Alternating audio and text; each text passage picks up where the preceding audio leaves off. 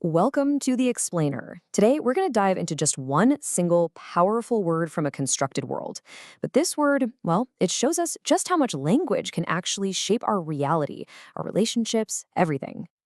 So let's start with this ceremonial speech. Right away, the phrasing is kind of strange, a little backward, isn't it? It feels heavy, you know? It's like an accusation and a question all rolled into one. It's designed to make you just stop and ask yourself, what in the world is going on here?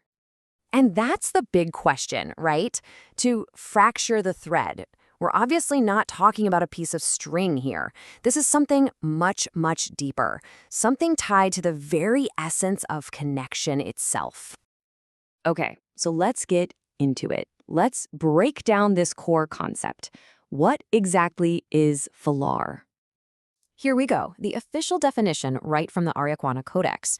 Now, a Felaar is not just someone who, makes a mistake. It's a whole identity, one who knowingly fractures soul thread resonance. The key words there are knowingly and willful. There's real intent there, and that's what gives this word such serious spiritual weight. And what's really fascinating is the word itself. If you break it down, the root fel means fracture, and the suffix -ar means to embody. So a Felaar isn't just someone who causes a fracture, they literally embody it. In that moment, they are the break in the connection. And here's a crucial point. We're not talking about breaking laws, something you'd go to court for. This is a spiritual violation. It's about tearing the harmony, ripping those invisible resonant threads that are supposed to connect all beings. It's like a tear in the very fabric of the community. So, okay, this idea of a soul thread fracture sounds a little abstract. How does it actually apply to real everyday life? Let's take a look. This is where it gets so specific and so real. Think about a soulmate who leaves without any closure. That's not just a breakup. It creates an emotional dissonance echo. Or a parent who constantly silences their child's truth. That's a broken familial thread flow. What's so powerful here is that they've given a name to these very specific, very painful experiences. And by naming them, they recognize them as a genuine form of spiritual harm. So what happens if you've committed Felaar? How do you even begin to talk about something that heavy? This is where it gets even more interesting, because the language itself actually has to bend and shift to handle it. Okay, so you know how in English we usually say things in subject, verb, object order? I broke the vase. The focus is on the I, right? On the doer, the ego. But when you confess Felaar, you flip that entire structure on its head. You switch to verb, object, subject.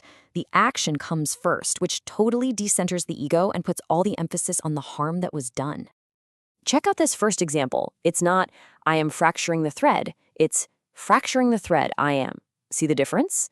The action, the fracturing, is front and center. It's the most important part.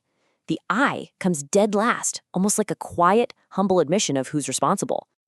And it works when talking about other people, too. Here, it's fractured the temple harmony she did. Again, the focus isn't on just blaming her. The main point, the first thing you hear is what happened. The temple's harmony was broken. The grammar itself forces you to focus on the impact, not the person. And this brings us right back to that quote we started with. Will disrupt the bond, you? Now it makes perfect sense, right? Using that VOS grammar turns a simple question into this really heavy, sacred confrontation. It puts the potential action, disrupting the bond, right out in the open, forcing the other person to confront what they might do. So if a thread gets fractured, is that it? Is it broken forever? Well, not necessarily. This culture has a very specific ceremonial path you can take to actually mend that connection. And this isn't just saying I'm sorry and moving on. No, it's a whole 3-step journey. It begins with Kialasar, a vocal confession, out loud, in a circle with your community. Then it moves to Kasarmara, a ritual with fire that's meant to rebalance your inner passion and truth.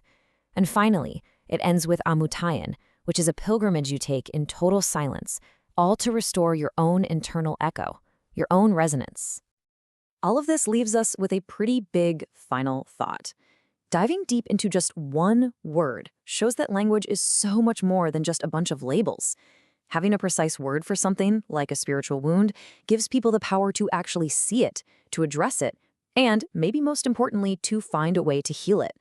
It really makes you wonder, What fractures exist in our own world that we just don't see because we simply don't have the words for them yet?